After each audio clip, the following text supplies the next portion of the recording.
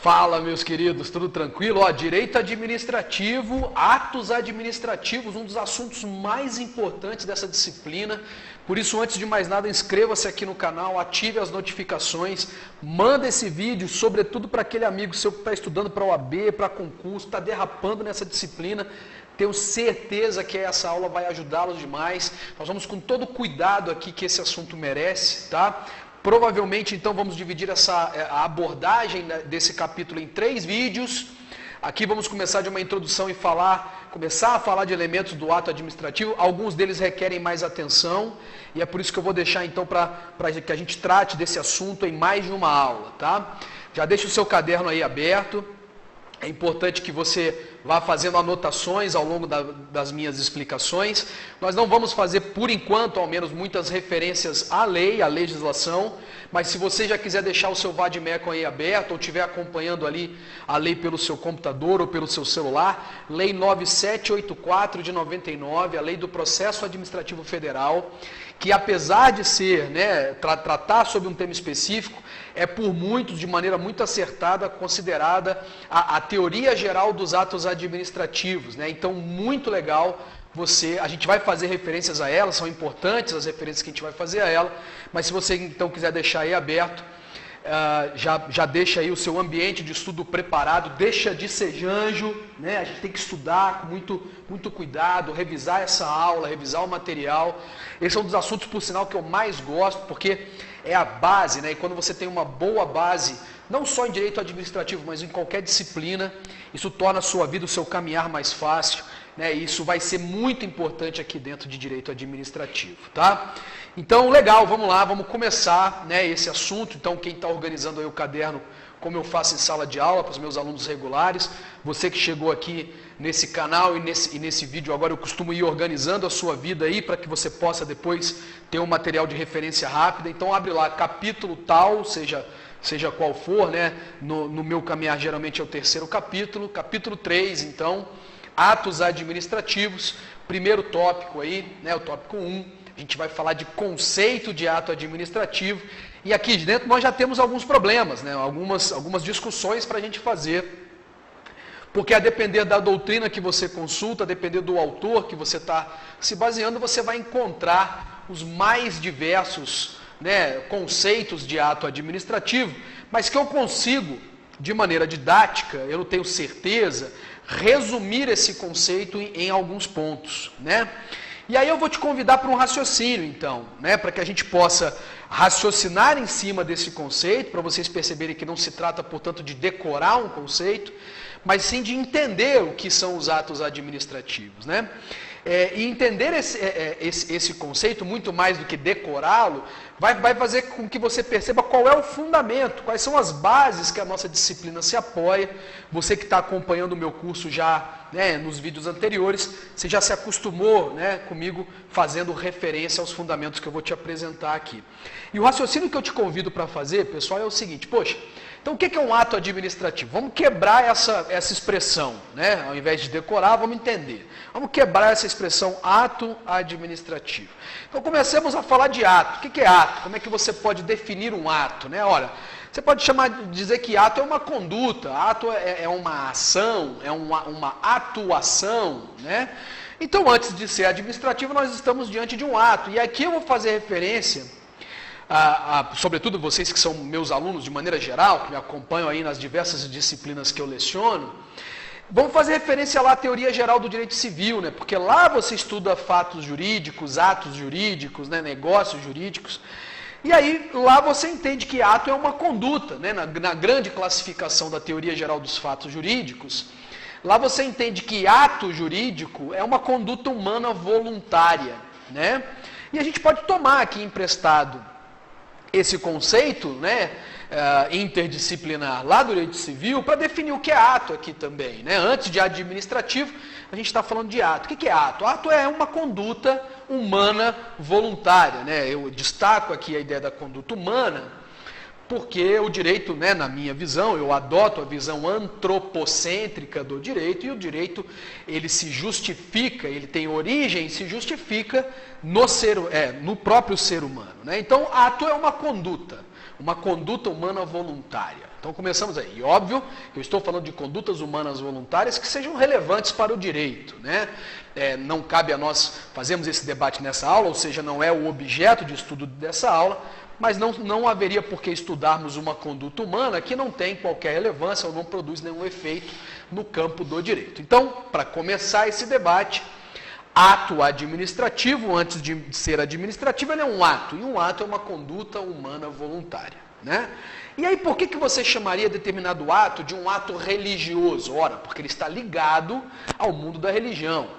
Por que você chamaria determinado ato de um ato esportivo? Ora, porque ele interessa, ele repercute, ele produz efeitos no campo dos esportes. Então, uma Olimpíada, uma Copa do Mundo é um fato, um ato esportivo, né? Usando nesse momento ato e fato como expressões sinônimas, apesar de que vão ganhar feições distintas aqui para nós daqui a pouco.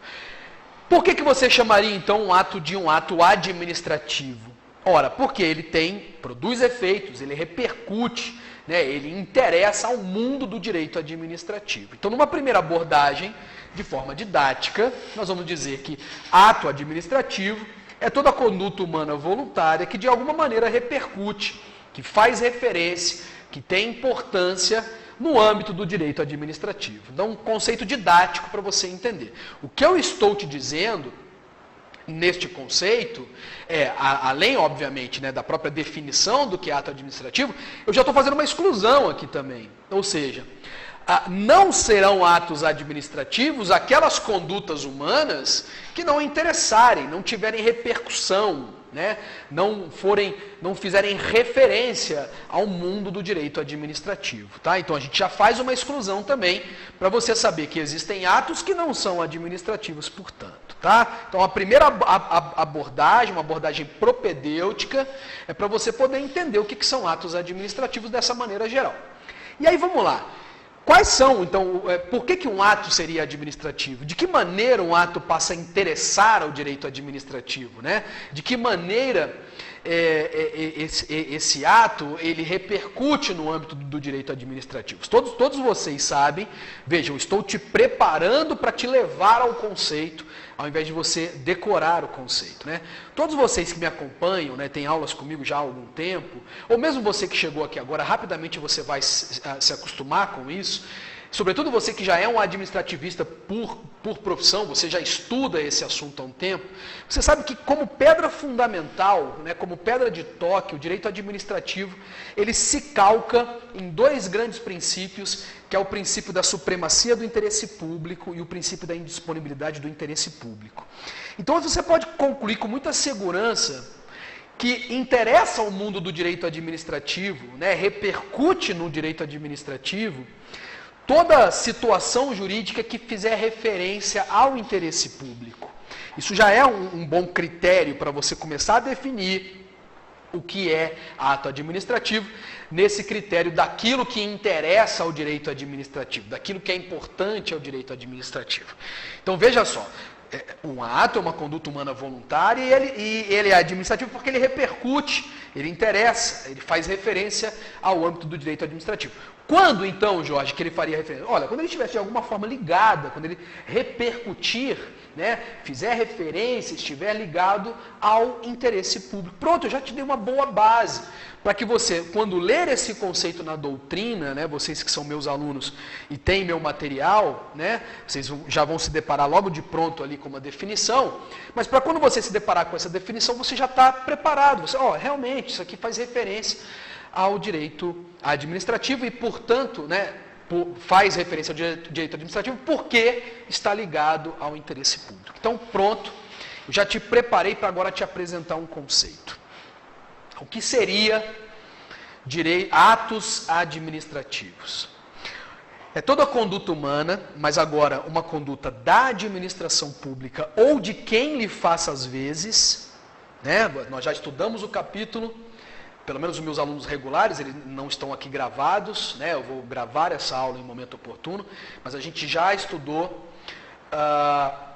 a administração pública, então você sabe quem é a administração pública, né? E quem faz, às vezes, em determinados momentos, da administração pública. Então vamos lá. É toda a conduta da administração pública ou de quem lhe faça às vezes, eu estou me referindo às entidades da administração pública indireta, eu estou me referindo aos concessionários, aos permissionários, aos delegatários, aos agentes administrativos de maneira geral, né? Então, conduta da administração pública ou de quem lhe faça às vezes, que no uso de prerrogativas públicas, ou seja, utilizando-se dos poderes e das atribuições de administração, poderes administrativos é também um assunto que nós vamos tratar ainda ao longo desse curso nosso, né? Mas no uso de prerrogativa, ou seja, atuando enquanto administração pública, visa com essa conduta proteger, atingir, regular, garantir o interesse público. Tá aí, pronto. Você tem uma excelente definição, sem muita firula, né? sem muito rebuscamento, mas muito objetiva do que seria atos administrativos. Repito, dependendo da doutrina que você consulta, você pode encontrar aí definições das mais diversas possíveis e imagináveis, né? Aqui eu estou procurando ser bem claro, bem objetivo, bem didático, resumindo, amalgamando as diversas definições doutrinárias que você vai encontrar num núcleo que parece ser o núcleo de concordância entre os mais importantes autores do nosso país. Então eu repito, o que é ato administrativo? É toda a conduta da administração pública ou de quem lhe faça às vezes, então tem um aspecto subjetivo aqui que eu vou discutir com vocês daqui a pouquinho, né? Que no uso de prerrogativas públicas, então tem aqui um aspecto objetivo, a gente só vai falar de ato administrativo quando nós estivermos diante da administração de quem lhe faça às vezes usando de prerrogativas públicas, ou seja, atuando enquanto administração pública. E finalmente nós temos um aspecto teleológico nesse conceito, né? Para que seja ato administrativo não basta ser administração pública, não basta que ela, ou quem lhe faça às vezes, não basta que ela esteja atuando enquanto administração pública, mas ela deve estar também ainda voltada a entender, a atingir, a proteger, a garantir o interesse público. Pronto, 3 núcleos que juntos formam o conceito de ato administrativo. A administração pública ou quem lhe faça às vezes, no uso de prerrogativas públicas, na busca da proteção, né, da garantia, da regulação do interesse público. Pronto, isso é ato administrativo. Legal? 3 aspectos do ato administrativo, portanto, da definição: o aspecto subjetivo, quem; o aspecto objetivo, como; e o aspecto teleológico, para quê, com qual fim. Aí você tem um conceito bem didático e bem objetivo do que é ato administrativo. E aí, portanto, pessoal, por exclusão, eu estou te dizendo que para ser ato administrativo não basta a presença da administração pública. Esse é um conceito legal, você concurseiro, você que está estudando para a OAB, muito comum isso ser pega de prova também, né? O examinador tentar te levar ao raciocínio de que se é a administração pública atuando, se você está diante da administração, de quem lhe faça às vezes atuando, praticando um ato jurídico, aquilo já seria ato administrativo. E isso é falso, absolutamente falso, porque se os 2 outros aspectos ou requisitos não estiverem aqui, isso não é ato administrativo. Vou falar a mesma coisa de outra forma.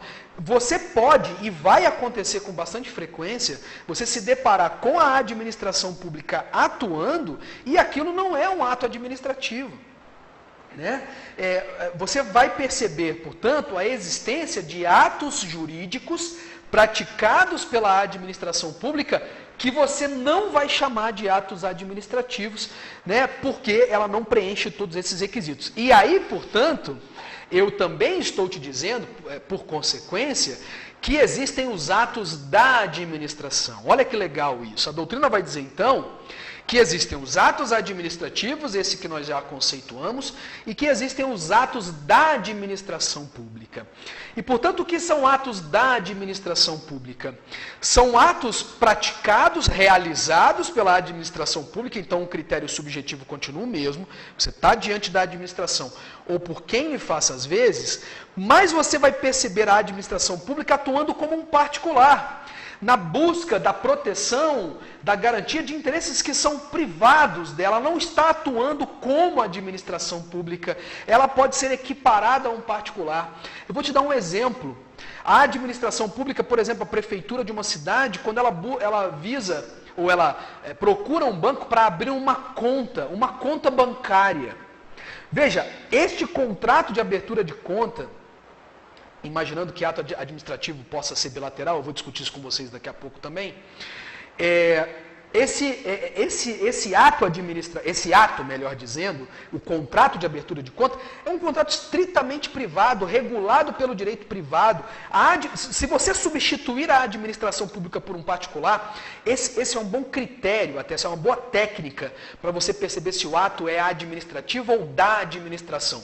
Substitua a administração pública por um particular e você vai perceber que o ato não muda, que ele continua regulado, ele continua tendo os mesmos critérios, os mesmos requisitos, as mesmas feições, e, portanto, nesse momento a administração pública não está atuando enquanto administração, e, portanto, essa conduta não pode ser chamada de ato administrativo. Olha que legal. Outros exemplos seriam a contratação de seguros pela administração pública, a celebração de contratos de locação, a celebração de contratos, a assinatura de um cheque, né? A emissão de um título de crédito, por exemplo, pela administração pública, seria um ato que não pode ser chamado de ato administrativo, e sim muito mais um ato da administração pública. Então, olha que legal, eu te apresentei, portanto, que existem duas categorias de atos aqui no direito administrativo. Os atos da administração, vamos relembrar, praticados pela administração, o que ele faz às vezes, no uso de prerrogativas públicas, no uso de poderes da administração, atuando enquanto administração, visando atingir, proteger, regular, garantir o interesse público. Isso é ato administrativo. E existem os atos da administração. Os atos da administração são aqueles praticados pela administração, então o critério subjetivo continua o mesmo, mas não no uso de prerrogativas públicas, ela está atuando como um particular, visando interesses que são absolutamente privados. Né? São interesses da administração e não interesse público, ok? Atos da administração e atos administrativos e atos da administração pública. Olha que massa, né? Então, a simples presença da administração não faz com que aquele ato possa ser considerado um ato administrativo. Tá? Esse é o dado mais importante, talvez, desse conceito, dessa abordagem introdutória. E aí, pessoal, da mesma forma que nós podemos falar, então, em fatos administrativos e fatos da administração. Então, eu vou dar um conceito que já vai deixar muito claro para você a diferença entre os dois. O que nós vamos chamar de fato, como um paralelo de ato? Aqui em direito administrativo, lá em direito civil, há uma abordagem diferente, tá? Aqui em direito administrativo, a gente chama de fato os efeitos concretos do ato, seja ele administrativo ou da administração. Então, a relação entre ato e fato, para nós aqui, é uma relação de causa e efeito. O ato administrativo é um instituto, né? É o atuar, é a conduta. E o fato administrativo é o efeito, são os efeitos práticos, a repercussão material do ato administrativo. Então, causa e efeito. Olha só, eu estou fazendo uma escolha didática, tá? Tem autor que vai conceituar fato administrativo de uma outra forma. Eu estou fazendo uma escolha didática para fazer essa explicação, porque é a teoria que eu adiro, que eu acredito ser a mais correta. Você vai encontrar definições diferentes aí na doutrina também. Então, ato administrativo acompanhado de fato administrativo, né? Ato da administração tem como efeito repercussão material, os fatos da administração. Foi claro? Então a correlação é essa. Fato administrativo e fato da administração são os efeitos concretos, eu estou usando de um pleonasmo proposital, são os efeitos concretos do ato administrativo ou do fato administrativo. Tudo bem? Então, você também conheceu aí o conceito de fato administrativo. E aí, pessoal, eu já quero antecipar uma discussão que vem lá na frente, porque para mim essa discussão está absolutamente ligada com o conceito de ato administrativo. Então é importante eu te falar isso aqui também. E que discussão que é essa? Vejam só. Existem no mínimo duas correntes quando a gente vai falar de classificação de ato administrativo, na verdade do próprio conceito de ato administrativo, né? Um dos pontos polêmicos aqui que geram um debate Esse ato administrativo é qualquer atuação da administração pública, né? Ou seja, qualquer atuação da administração pública voltada a atender o interesse público, né? No uso de prerrogativas públicas, ou se a gente ainda pode fazer subdivisões aqui dentro. Eu me refiro mais especificamente à unilateralidade ou bilateralidade desses atos. E aí, novamente, eu vou fazer uma escolha didática aqui, porque eu acredito no uso técnico dessas expressões. Então, o que eu estou te dizendo? Nós só vamos chamar de ato administrativo as condutas da administração pública, com todos aqueles requisitos que eu te apresentei no conceito, que sejam unilaterais.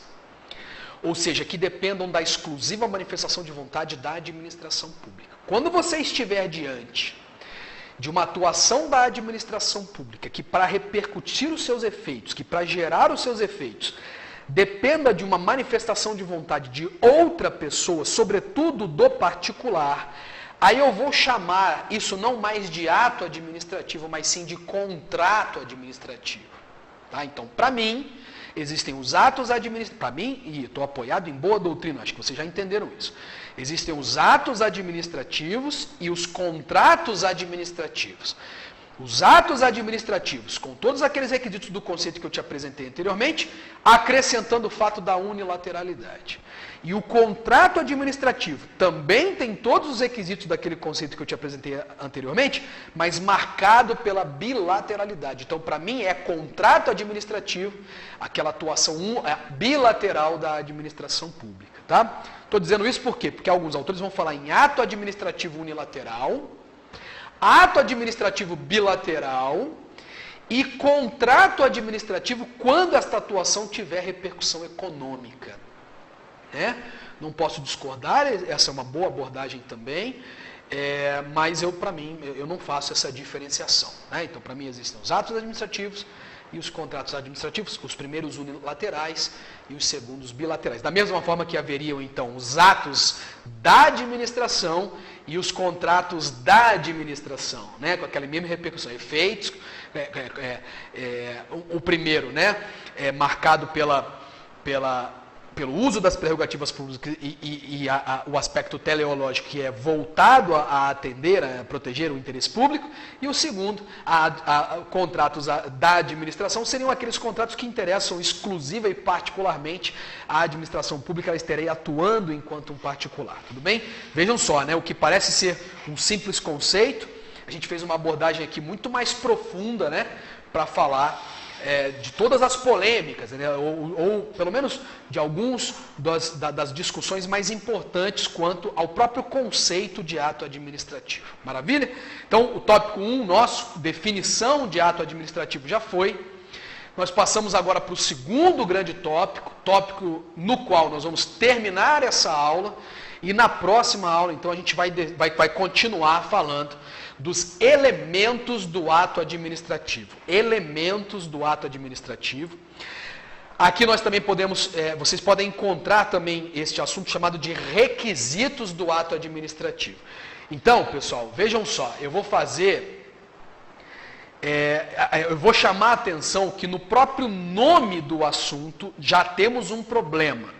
Falo sobretudo com você, concurseiro, com você que vai prestar daqui a pouco a prova da OAB, né? Espero e desejo todo o sucesso para ambos vocês. Mas já no nome nós temos problema. Por que eu estou dizendo isso? Deixa eu ser um pouco mais claro.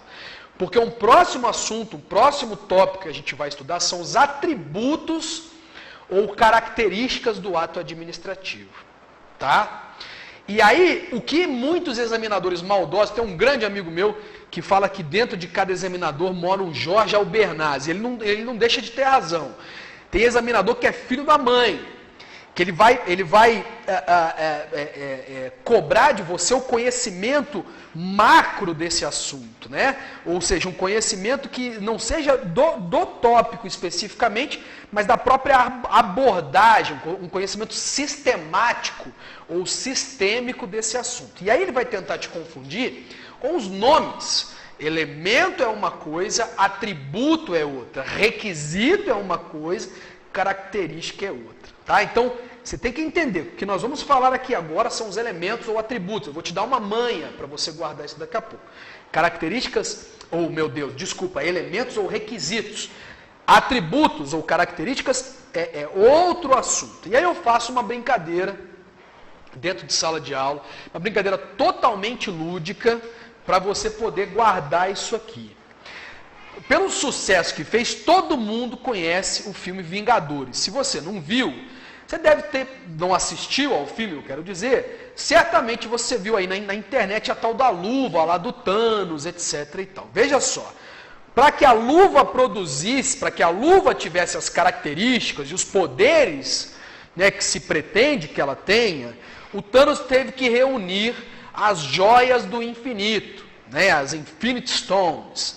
Então vejam só, mesma coisa no ato administrativo. Para que ele seja ato administrativo, para que ele se forme enquanto ato administrativo, eu preciso preencher com as suas joias, que são os elementos. Então os elementos são a joia da luva do Thanos. Fechou? E aí, feito isso, completadas as joias, completados os elementos, é que essa luva então terá todas as suas características e, portanto, seus efeitos, seus poderes, né? Eu estou me lembrando aqui, deixa eu fazer um parênteses, eu estou me lembrando aqui com todo respeito e até a minha admiração, né? Mas eu estou lembrando de um artigo do Streck que eu li uma vez, em que ele criticava alguns de nós professores que estamos aí atuando nos cursinhos preparatórios, nas graduações, né, dizendo que o direito, enfim, né, eu posso até compartilhar depois o link, deixo aqui nos comentários o link desse artigo do Lênio Streck, novamente com toda a ressalva e com toda a admiração que eu tenho por esse grande jurista, filósofo, né, faltam até adjetivos para falar do Lênio Streck. É verdade que alguns colegas exageram, né?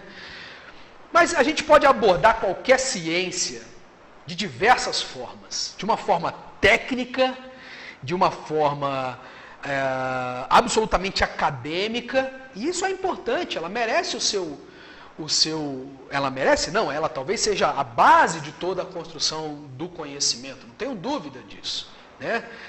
Faço questão de deixar esse registro público meu aqui, porque eu me debruço sobre esse artigo do Lênio Streck há muitos anos já.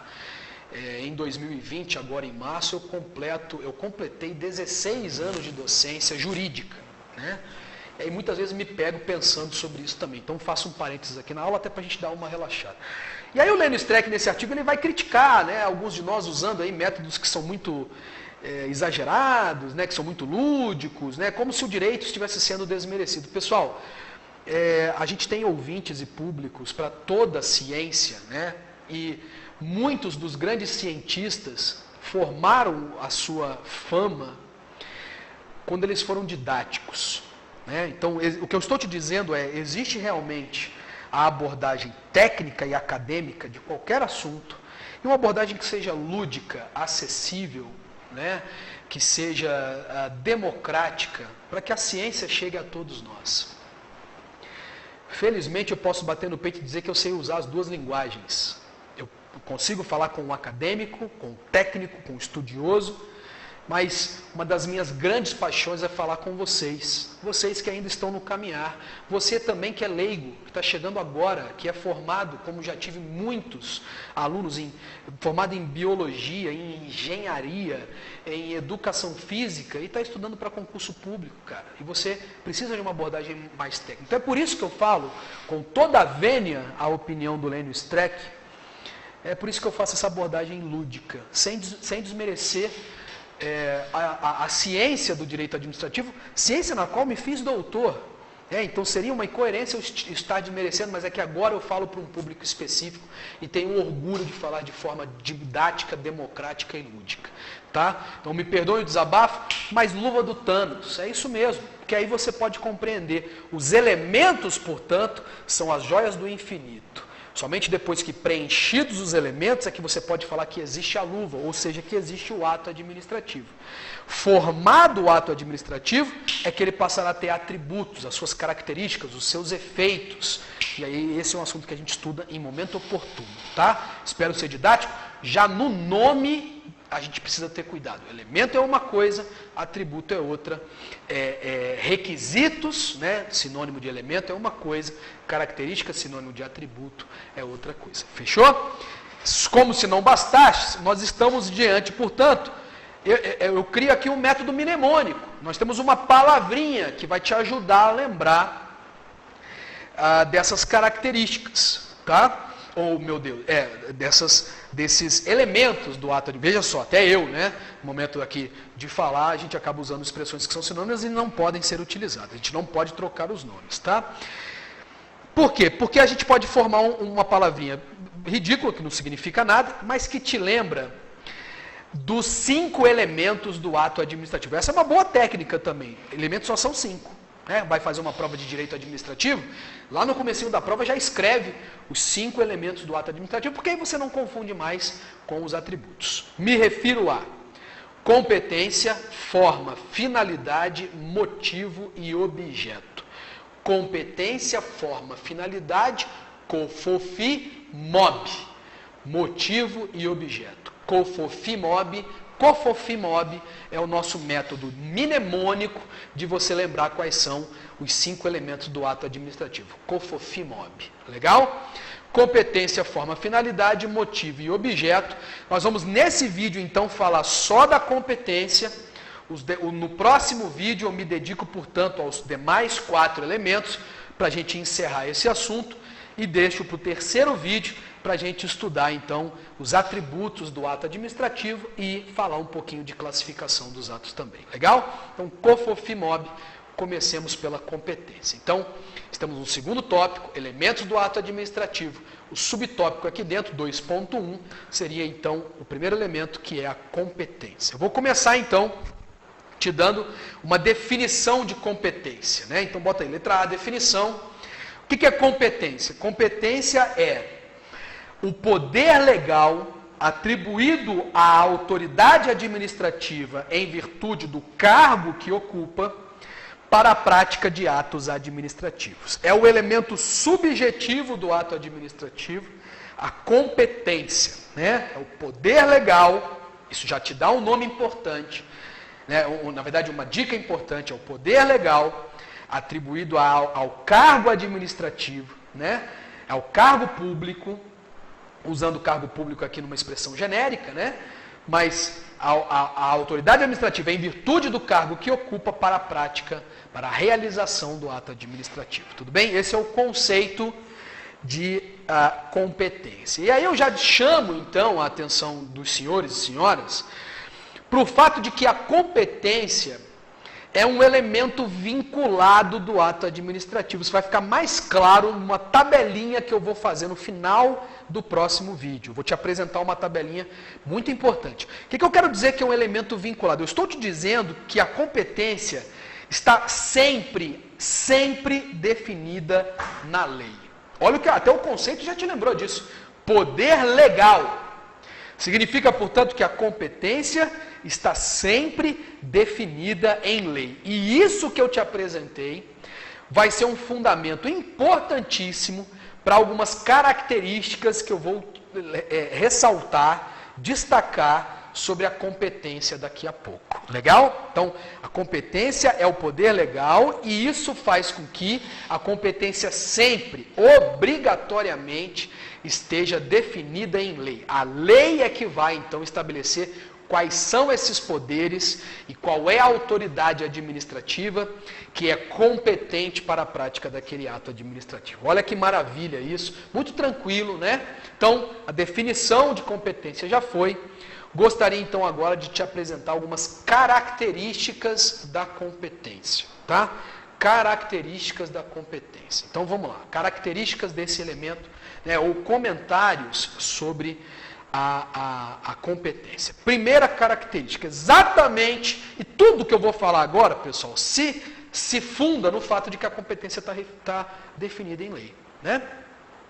O primeiro ponto, portanto, é que a competência é imodificável.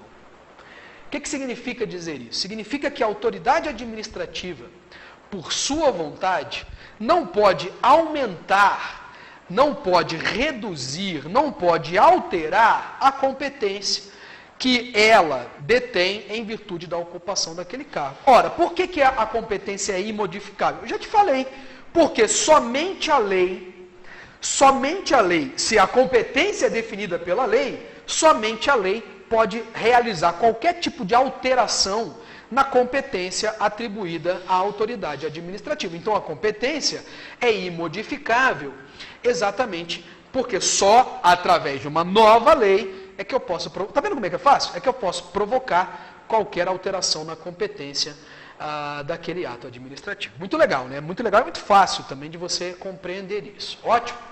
Beleza. A competência também ela é imprescritível. A competência ela é também imprescritível. O que eu quero dizer com isso, meus queridos e queridas? Estou te dizendo que a competência, não interessando o tempo que a autoridade administrativa passe sem exercer a competência, ou determinadas parcelas da sua competência, a autoridade administrativa sempre, absolutamente sempre, continuará competente para a realização daqueles atos. Por quê? Porque somente a lei, olha só, de novo, somente a lei pode de alguma forma alterar a competência do ato administrativo. Muito tranquilo isso, muito fácil. Ela é imprescritível porque ela não está sujeita ao decurso do tempo.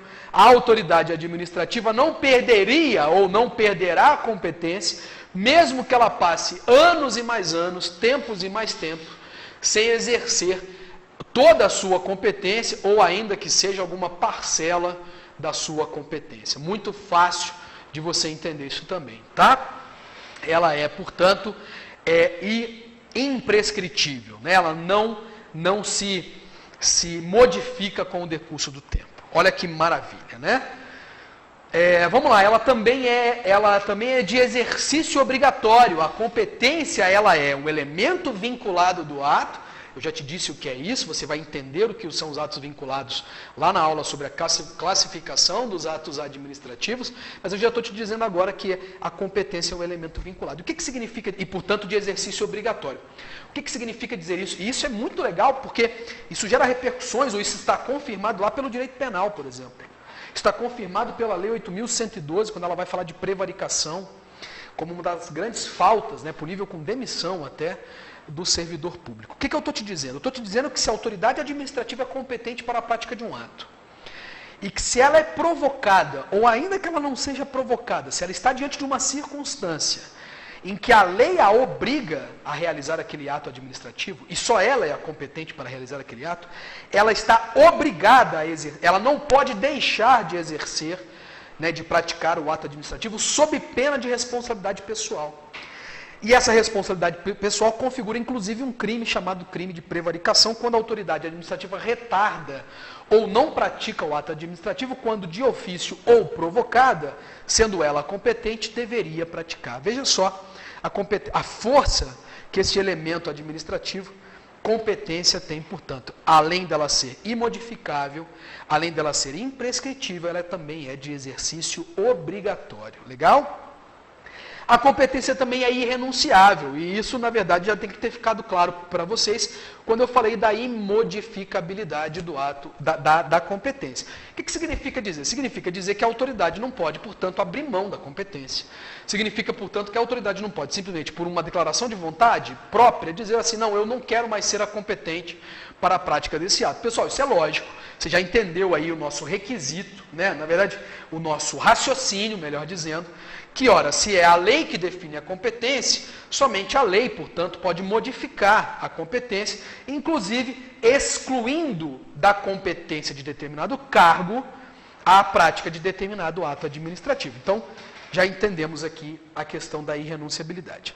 Todas essas características que eu tratei até agora, elas são praticamente, elas são muito fáceis de se compreender. Onde está o problema nessas características do ato administrativo?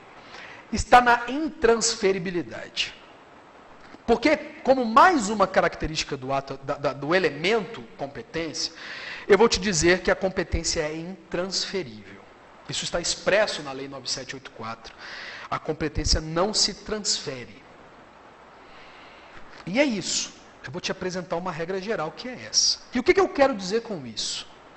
Eu quero dizer que, por simples declaração de vontade da autoridade administrativa competente para determinado ato, ela não pode, desculpem, não há outro nome, ela não pode transferir, ela não pode alienar partes da sua competência para outro agente administrativo.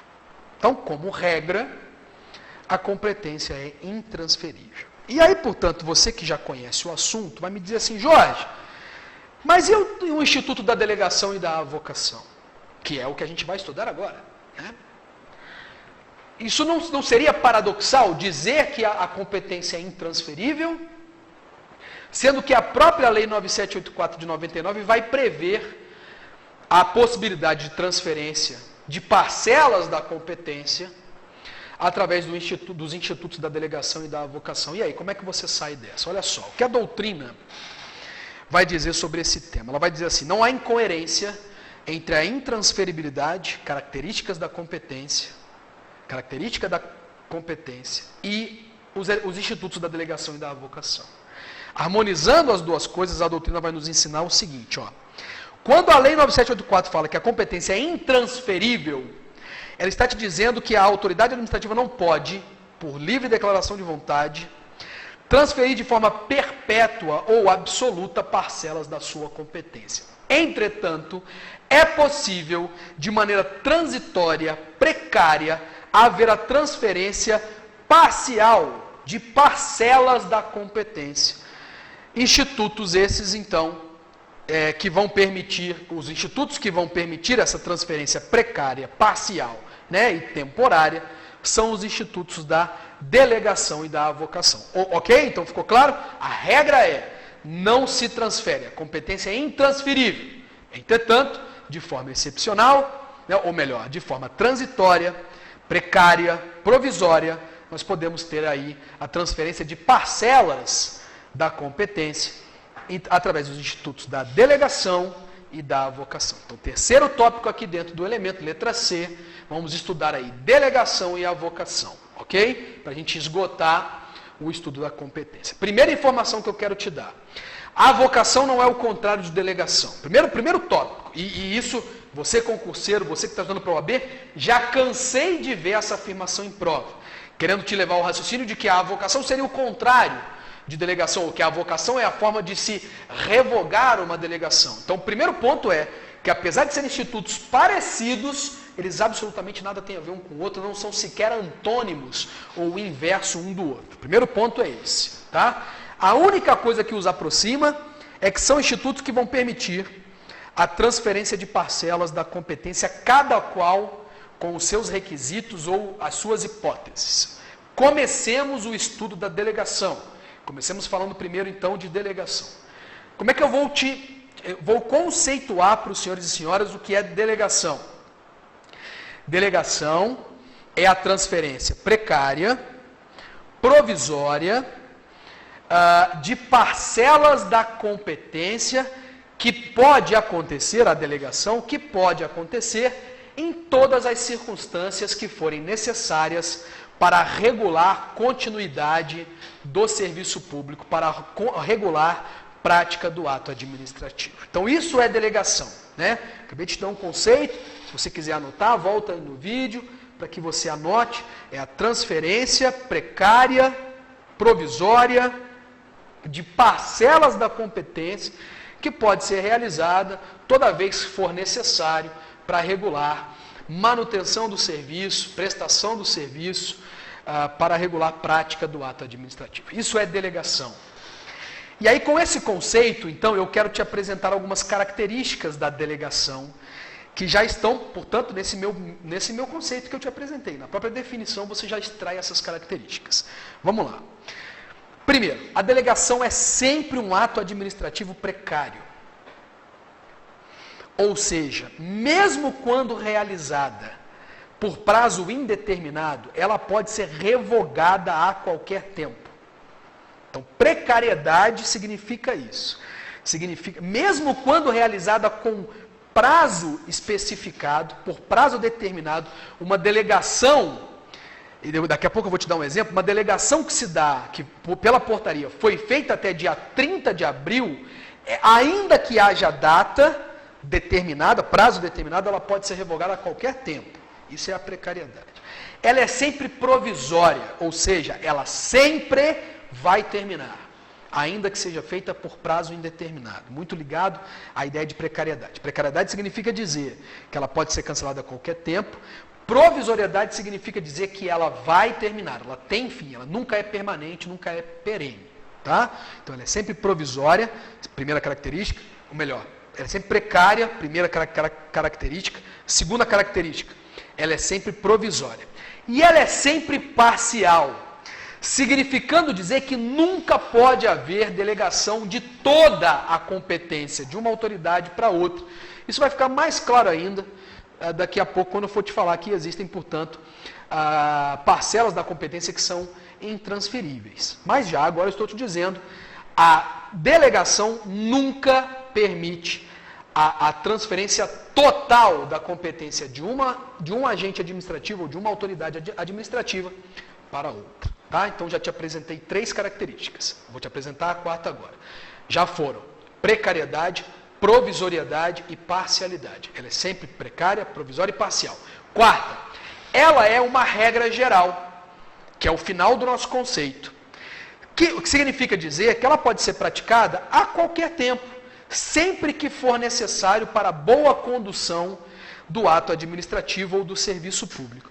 Significa dizer mais, significa dizer que a lei, sobretudo a lei 9784, vai definir a delegação, vai entregar à autoridade administrativa a possibilidade de delegar, sem se preocupar em listar uma a uma, num rol taxativo, as hipóteses em que a delegação seria possível. Não, ela diz, olha, sempre que necessário, sempre que for preciso, a delegação pode ser feita. Portanto, porventura, quando a lei administrativa resolver apresentar uma lista de hipóteses de delegação, ela vai fazer isso de forma meramente exemplificativa. Ela vai dizer, olha, nessas hipóteses ou em qualquer outra, tá? Então ela é um instrumento regra. A delegação pode acontecer a qualquer tempo. Então, vejam só, o que eu posso te dizer, né? Te dar de exemplo como exemplo de delegação. Vamos imaginar a seguinte situação, eu sou o diretor de determinada repartição, o chefe, secretário, seja lá o que for, e eu vou passar 2 semanas num curso, por exemplo, de reciclagem, né? Vamos lá, no momento que nós estamos vivendo, hoje é dia 31 de março de 2020, nós estamos passando pela pandemia do Covid-19, né, do coronavírus, e vamos supor que eu seja uma autoridade administrativa, um secretário, sou mandado lá para a China para participar durante 2 semanas de um encontro mundial sobre o combate ao coronavírus. E o serviço público aqui que eu deixei para trás é essencial e precisam ser, portanto, precisam continuar, né? Não podem parar. E aí, né, para que eu possa realizar essa viagem, eu realizo, essa é uma próxima característica até da delegação, eu realizo a portaria de delegação, o ato de delegação,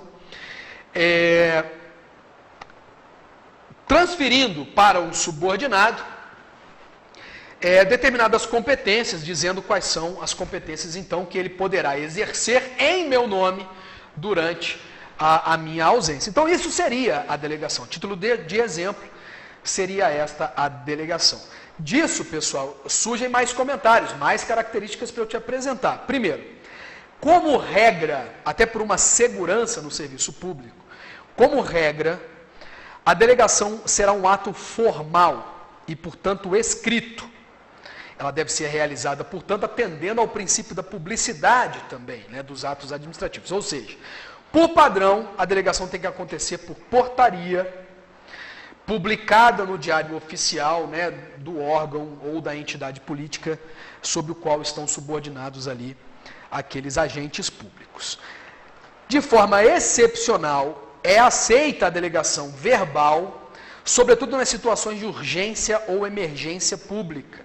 Mas ela, como eu disse, deve ser mais tarde, se for o caso, reduzida a termo. Então, mais um comentário que é importante aqui também. Outra característica. a delegação ela pode ser feita com ressalva ou com reserva de poderes. Eu posso fazer uma delegação mais abrangente, uma portaria que seja mais genérica, mas ressalvar alguns atos dizendo esses ou aqueles outros atos não podem ser praticados pelo delegado durante a vigência da delegação, tá? Mais um comentário importantíssimo, atenção, hein? Responsabilidade dos atos, ou quanto aos atos, durante a delegação. Mais um dado importante aqui. Os atos praticados durante a delegação são de responsabilidades do delegado, ou seja, daquele que recebe a delegação. Olha os nomes aqui. Delegatário é quem realiza a delegação. Delegado é quem recebe. Atenção para isso, hein? Muitos alunos vão acreditar ou acreditam que a responsabilidade é de quem delegou. Isso não é verdadeiro. Não é do delegatário e sim do delegado. Ou melhor, não é do delegante e sim do delegado, né? Portanto, a responsabilidade é pessoal. Então, se eu exerço a delegação que recebi com excesso ou desvio de poder, dois institutos que vocês vão estudar comigo ainda na aula de poderes administrativos, a responsabilidade é pessoal de quem está exercendo o ato, tá? E não de quem está afastado, né, ou ausente ali do serviço público. Isso é um dado legal, tá? Então, tá aí, características ou comentários sobre a delegação. Para terminar, eu vou te dizer o seguinte: existem atos que a própria Lei 9784, no seu artigo 13, vão excluir da delegação. Desculpem. E ela chama esses atos de competência exclusiva. Ora, então ficou fácil. Se eles são de competência exclusiva, são exatamente aqueles que não podem ser objeto de delegação. Decore bem agora, não tem muito o que fazer. 3 são as hipóteses criadas lá pela Lei 9784 do seu artigo 13. A primeira na verdade, a segunda, o inciso 2, tem uma pegadinha nele que eu vou te chamar a atenção. O resto é muito simples. Primeira hipótese, ato que não pode ser delegado, ou seja, ato de competência exclusiva. Primeira hipótese, a edição de atos de caráter normativo. Então, normatização, portarias, resoluções, regulamentos internos, cartas circulares, qualquer que seja o nome, mas se o ato administrativo que se está praticando seja um ato normativo, novamente, no capítulo de poderes administrativos você vai estudar o que é o poder normativo ou regulamentar comigo, tá? Você vai entender isso. Mas se o ato tem caráter normativo, ele não pode ser delegado. Ele só pode ser realizado pela autoridade que a lei escolheu. Eu acho isso muito lógico, né? Porque o ato normativo ele tem uma importância maior, né? Exatamente por conta da normatização, e é por isso, portanto, que ele não pode ser objeto de delegação. Segunda hipótese, e aqui está a pegadinha, inciso 2 do artigo 13. Não podem ser objeto de delegação a decisão de recursos administrativos. Olha o pega aqui. Recursos administrativos. Processo administrativo, decisão em processo administrativo.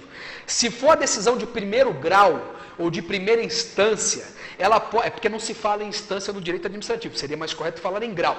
Mas se a decisão é de primeiro grau, se é a primeira decisão, a lei não ressalvou e, portanto, pode ser, olha que pega, pode ser delegado. Imaginem eu numa prova, coloco lá, são atos de competência exclusiva, sendo proibida a delegação. Letra A decisão de processo administrativo. Tenho certeza que a galera ia marcar essa.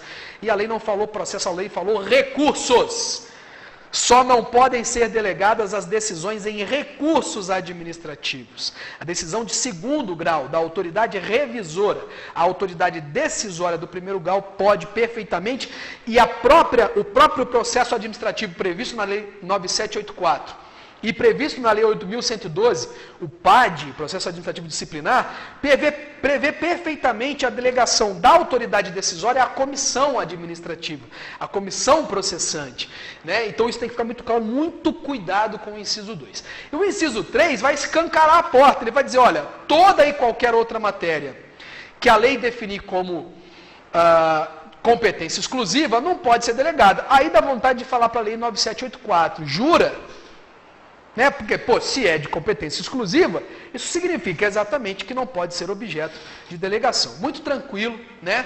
Você vai, aqui não tem muito o que fazer, mas vai decorar o artigo 13, saber que a delegação existe, mas ela tem limites, provando para vocês a característica da parcialidade que eu falei antes. Ela nunca pode ser total, até a própria lei, porque a própria lei ressalvou a delegação lá no artigo 13. Legal? Então é isso. Isso foi delegação. E o que é avocação, meus queridos e queridas? A avocação... e aí mais um detalhe, desculpem, antes de passar para a delegação. Para a avocação. Um último detalhe na avocação, né? Eu me lembrei agora porque isso vai mudar na avocação. Como a delegação é um instrumento regra, olha, o raciocínio vai parecer até meio bobo. Como ela pode acontecer em qualquer momento, o simples fato de eu delegar a minha competência para uma autoridade, e por sinal, a delegação pode acontecer em qualquer nível, inclusive entre órgãos, tá? Então ela pode ser de uma autoridade superior para a autoridade inferior, pode ser da autoridade inferior para a autoridade superior, então vertical em qualquer... Ela pode ser horizontal, de mim para um colega de mesmo nível hierárquico, e ela pode ser entre órgãos ou entidades. Então, a Receita Federal do Brasil pode delegar competência para o INSS ou uma prefeitura. Olha só, me lembrei aqui para fazer uma abordagem interdisciplinar. Vocês que já estudaram direito tributário devem conhecer os tributos parafiscais. E a parafiscalidade, ela pode gerar a possibilidade da delegação da competência fiscalizatória e arrecadatória, a gente chama de capacidade tributária ativa, né, para outra autoridade. Estou me lembrando do caso do ITR, em que havendo convênio entre a União e o município, a União pode delegar para o município a capacidade tributária ativa. Olha que legal, né? Lembrei de direito tributário agora, para te provar que a delegação... o que é essa capacidade tributária ativa? A possibilidade ou a prerrogativa, a competência de fiscalizar e arrecadar o tributo. Então seria da Receita Federal e ela pode delegar isso para a prefeitura, olha só, entre órgãos ou entre entidades. Então, a delegação pode acontecer em qualquer âmbito, vertical ou horizontal, inclusive entre órgãos, e é exatamente por isso que a simples delegação, não prova a incompetência de ninguém. Seria até meio bobo, pode parecer bobo falar isso, mas a delegação não prova que o servidor, ou o agente, ou o órgão é ruim, ou é incompetente, ou é moroso. Não, né? Ela vai acontecer como regra. Por que eu lembrei disso? Porque quando a gente chega no estudo da avocação, a primeira informação que eu vou te dar é que a avocação é uma medida absolutamente excepcional. E, portanto, ela só pode acontecer, diferente da delegação, nas hipóteses expressamente previstas em lei. Portanto, o rol de hipóteses da avocação é sempre taxativo, seja na própria Lei 9784 de 99, ou seja nos regulamentos internos de cada órgão ou entidade. Ela é taxativa, ela é excepcional. E isso por quê? Porque a avocação, olha o conceito, definição então, a avocação se dá quando a autoridade superior toma para si, portanto, avoca para si, competências da autoridade subordinada, quando esta autoridade subordinada é ineficiente, não praticou o ato que deveria praticar nas hipóteses que a lei expressamente previu. Ou seja, quando a avocação pergunta, havendo a avocação, nós estamos diante de uma situação, ao menos previamente, né, de suposta incompetência ou incapacidade, ineficiência da autoridade subordinada, e a resposta é sim. Tanto é que toda vez que houver a avocação, inevitavelmente deve se instaurar processo administrativo disciplinar para apurar a responsabilidade da autoridade avocada, porque provavelmente a autoridade avocada praticou prevaricação. Né, incorreu em falta administrativa lá do 117, da Lei 8.112, imaginando o âmbito federal, ou em crime contra a administração pública, lá do Código Penal. Tudo bem? Então veja só, a avocação é excepcional. E ela, portanto, só acontece da vertical, né, da autoridade superior para a autoridade inferior. A avocação é sempre de cima para baixo, tá? Ela também é precária, ela também é provisória, só para atender ao ato que deveria ter sido praticado, terminado, ela volta, né?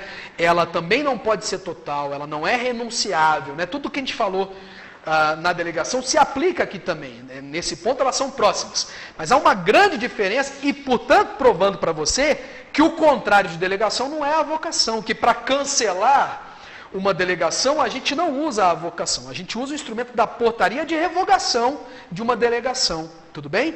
A avocação, portanto, é um ato excepcional que vai ser utilizado nos momentos em que houver suposta ineficiência de uma autoridade subordinada e a autoridade, portanto, superior vai avocar para si para poder atender ao interesse público e praticar aquele ato administrativo.